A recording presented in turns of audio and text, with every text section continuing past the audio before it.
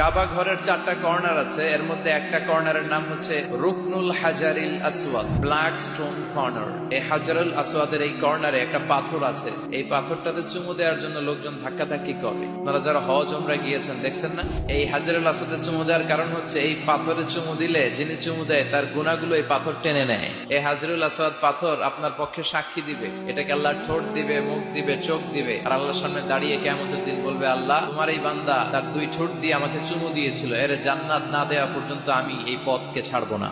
হাজরুল আসওয়াদের corner আর কাবা ঘরের দরজা এর মাঝখানে একটা জায়গা আছে, এই জায়গাটার নাম মুলতাজাম। এই জায়গাটাতে লেগে থেকে দোয়া চাওয়া, দোয়া করাটা সুন্নাহ। এই মুলতাজামে দাঁড়িয়ে হাত লাগিয়ে বুক লাগিয়ে দোয়া করলে এই দোয়া আল্লাহ ফিরিয়ে দেয়, এই দোয়াটা কবুল করে নেয় কে?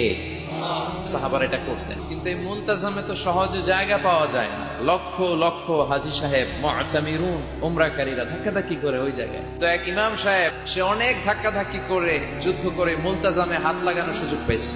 হাত লাগায় ধাক্কার চোটে সে তাড়াতাড়ি করে আল্লাহর কাছে দোয়া করতেছে যে, আল্লাহ জীবনে যত দোয়া করছি আর যত দোয়া করব এই সব দোয়া তুমি কবুল করে নিও। এই একটাই দোয়া। He work smart, say smartly কাজ করেছে। ইট ডাজন্ট ওয়ার্ক হার্ড, সে কষ্ট করে ওদিকে ধাক্কাধাক্কির মধ্যে, আল্লাহ আমার গাড়ি দাও, বাড়ি দাও, নারী দাও, এটা লাগবে ওটা লাগবে, আমার অসুস্থতা, আমার শাশুড়ি অসুস্থ, আমার আম্মা অসুস্থ, এরে ভালো করো, এরে সম্পদ দাও, এরে দারিদ্রতা বিমোচন করো, এত কিছু এখানে করার সুযোগ নাই। ওইখানে ধাক্কাধাক্কি, ওখানে যুদ্ধ। এবার ওইখানে এই দোয়া যদি কবুল হয়ে যায়, এবার বাড়িতে এসে দোয়া শুরু। সুবহানাল্লাহ পড়েন।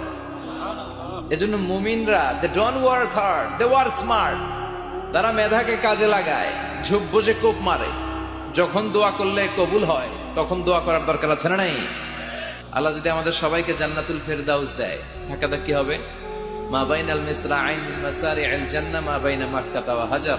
সৌদির মক্কা শহর থেকে বাহরাইনের হাজার শহর যত লম্বা, জান্নাতের এক একটা দরজা ঠিক তত লম্বা। সেই হিসাবে কয়েকশো কোটি মানুষ আমরা এক ধাক্কা জান্নাতে ঢুকবো। তো দরজা যদি হয় এত বড়, আসল জান্নাত কত বড়? ওই আল্লাহর দরবারে ভান্ডারে কোনো কমতি আছে? বিষ্ণু বলেন হাদিসে কুদসিতে আল্লাহ ফরমান, লাউ আন্না আউওয়ালাকুম ওয়া আখিরাকুম ওয়া ইনসাকুম ওয়া জিন্নাকুম কামু আলা সাঈদিন ওয়াহিদ। পৃথিবীর সব মানুষগুলো সাইয়েদনা আদম থেকে শুরু করে up to the day of judgment, পৃথিবীর সবাই যদি আল্লাহর কাছে যার যা লাগে ফরিয়াদ করা শুরু করে দেয়, আল্লাহ দাও, এটা দাও, এটা দাও, আল্লাহ বলে আমি তোদের যা চাওয়া আছে সব যদি দিয়ে দেই, তারপরেও আমি আল্লাহর ধন ভান্ডারের 1 ইঞ্চিও কমবে না।